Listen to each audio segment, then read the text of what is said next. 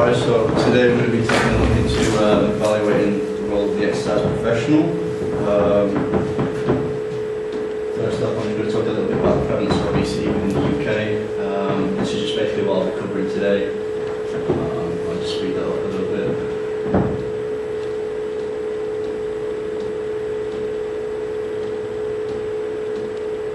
I will get there. Yeah, so basically they're just a few of the subjects which I'll be covering today. I'll have a quick scan through those. So first of all, like I just said, I'm going to be talking a bit about the prevalence of obesity within the UK. The statistics which I'm about to show you are taken from the National Health Survey for England. Okay, so what we're going to be taking a look at around about 13.2% of men were classified as obese in 1993, and that rose up until 26% in 2013.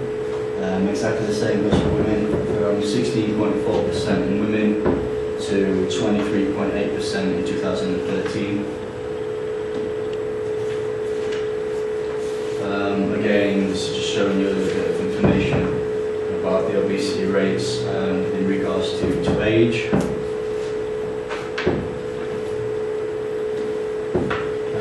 A trend also can be seen in childhood obesity from 1995 up until around about 2004. However, this prevalence decreased in 2004, so potentially we're doing something right. Okay, a little bit about diabetes. About 1 in 17 people can be classified as having diabetes in the UK, and that's diagnosed or undiagnosed. By 2030, this prediction is supposed to rise up until around about 14%. In 2012 to 2013, 764.1 million was spent within the NHS. This is also taken from the National Health Survey as well. This is talking a bit about medicinal prescriptions. In 2013, prescriptions exceeded 15 billion. That's the cost, averaging about 2.7 million items per day. 43% of women and 50% of 43% of men, and 50% of women reported to take at least one prescription drug in the last week. 16% of men and 12% of women reported to taking lipid-lowering medicines, so reducing fat. 14% and 15% respectively, men and women were taking anti-hypertensive medicines, so blood pressure.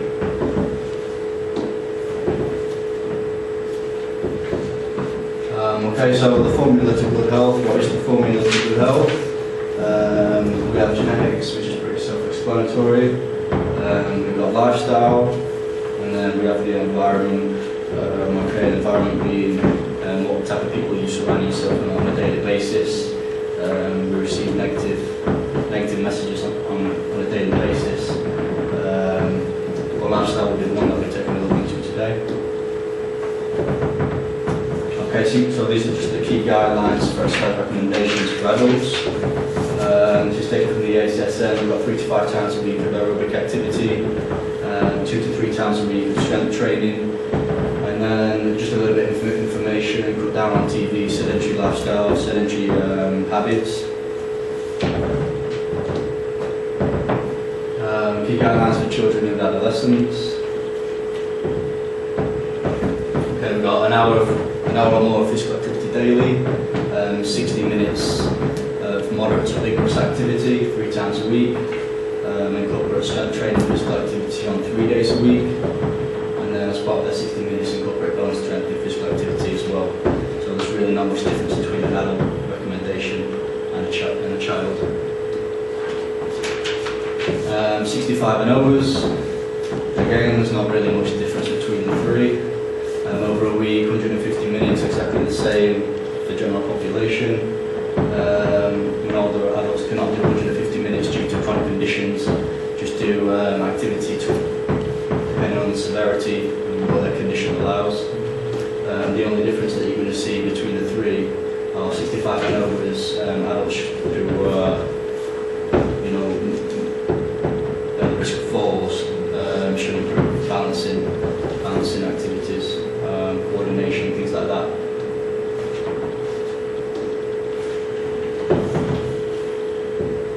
exercise recommendations within diabetes, exactly the same, it's not much difference. Apart from achieving a cumulative 1,000 calories expenditure per week, that's the minimum. So take for instance a 140-pound individual who runs a 10-minute mile in 30 minutes, expends around about 318 calories, times this by 3 equals 954 calories, which is the very minimum of what an individual should do with type 2 diabetes. Just a few of the positive impacts of exercise within diabetes: metabolic control, fuel mobilization, glucose reduction, and muscle glycogenesis, so the ability for your body to break down glucose.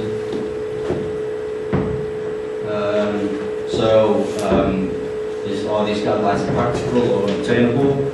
Do I have enough time to be partaking in the activity which is recommended? Do I have enough time or inclination of energy?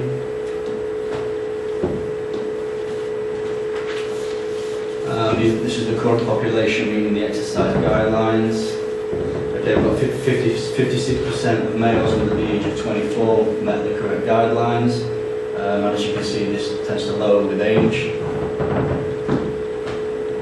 Exactly the same goes for women, so 37% of women 16 to 24 partaking the recommended daily guidelines, and the same applies. This tends to decrease with age, implying as a pattern also body's age or functional ability to partake in exercise may be hindered.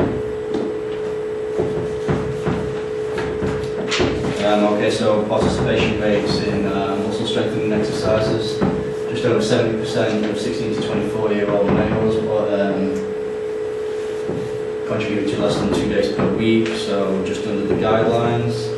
Again, exactly the same story applies. It seems to decrease with age.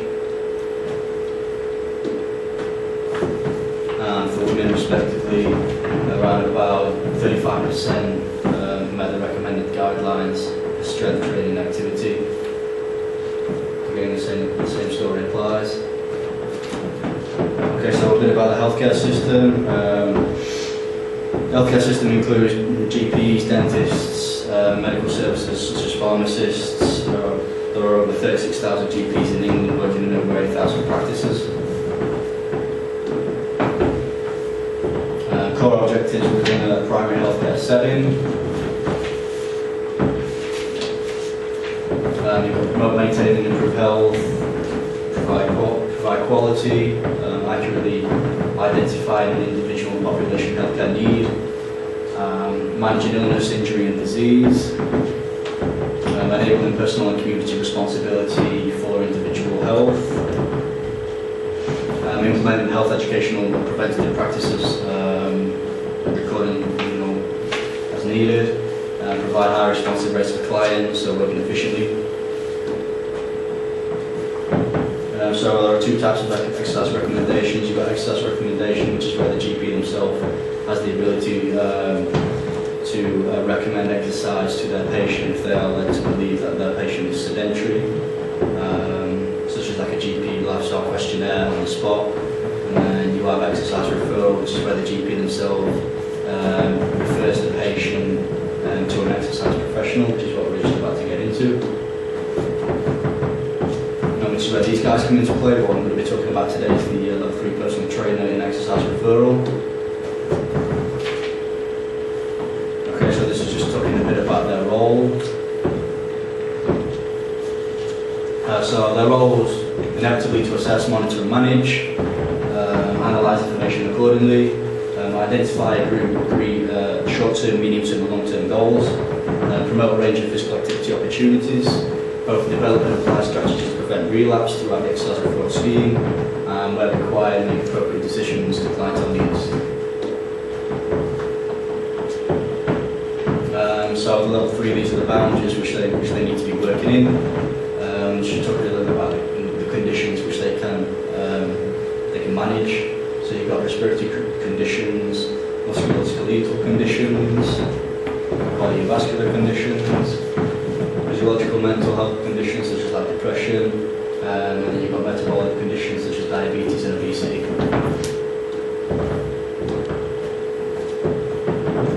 So this this is usually what a program would look like, an exercise referral program. You have a 16-week period, initial consultation with the EP, so just like health screening, a lifestyle questionnaire, access to one-to-one instruction in group classes, 16-week consultation with the exercise professional, so review of goals, another health screening to see how they get along, and then post 16 weeks, an 8-month telephone contract by the exercise professional, and a 12-month review of the efficiency of the program itself. Since the 1990s, several limitations were identified. Staff lacking training, GPs were reluctant to refer patients to exercise professionals who had little experience, and schemes were inadequately resourced. However, since 2001, a framework has been put in place to improve this. And since this framework, which I'll just be talking about in a second, these are the advantages of an exercise referral scheme within a gym environment. So you have a safe and efficient environment, and then you also have the opportunity for the individual to partake in social aspects.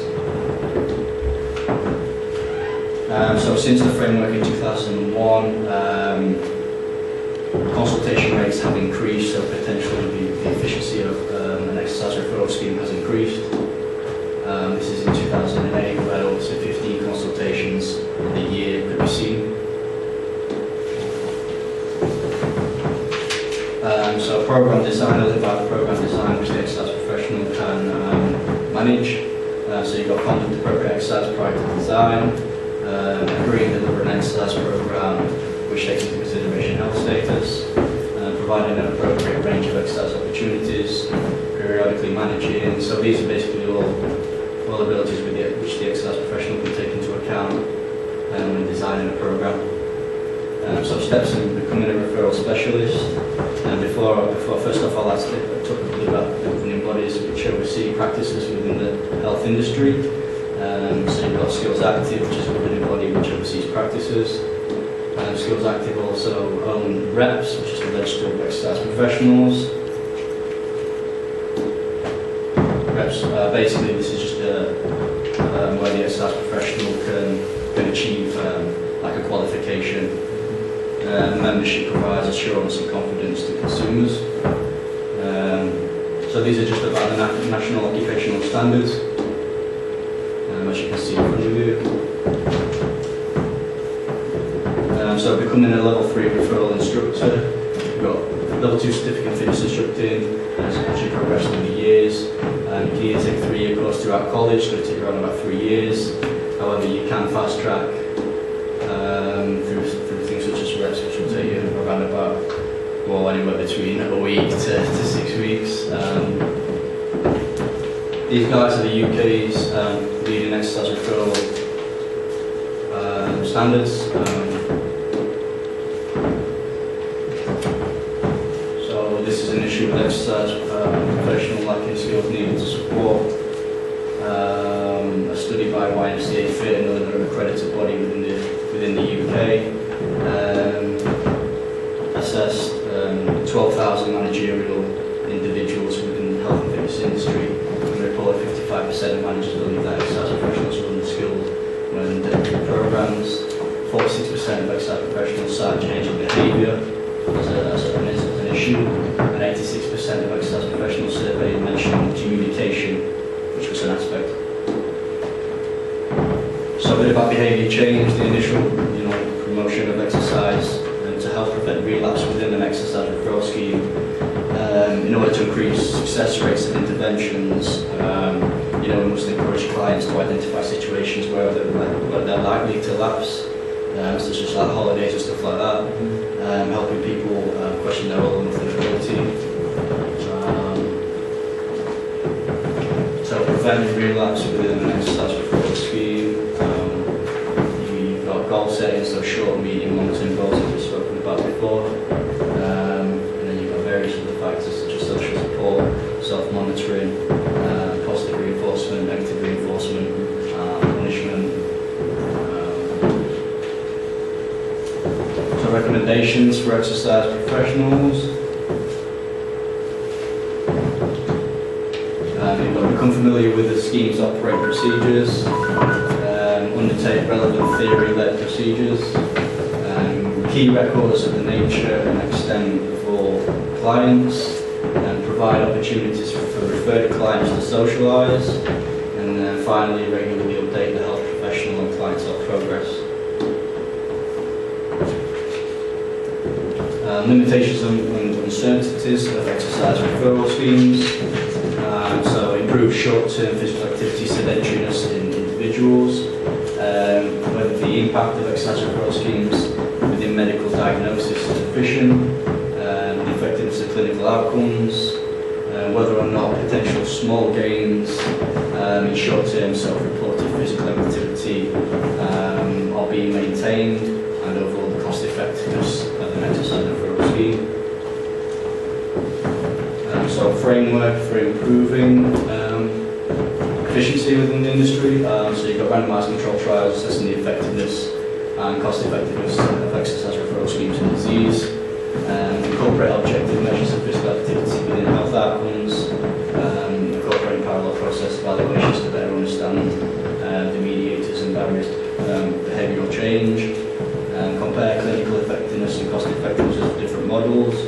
And theory-driven intervention should be developed to complement exercise referral schemes. And then initially it all comes down to this for both the exercise professional and the client. So realising the process which is essential for growth. For the client, I want to, I know how to, I am able to, and I will. For the exercise professional, their role is inevitably to guide and support clientele accordingly in order to achieve efficient practice, but most importantly of all, to have a positive impact on an individual's life. And that's it.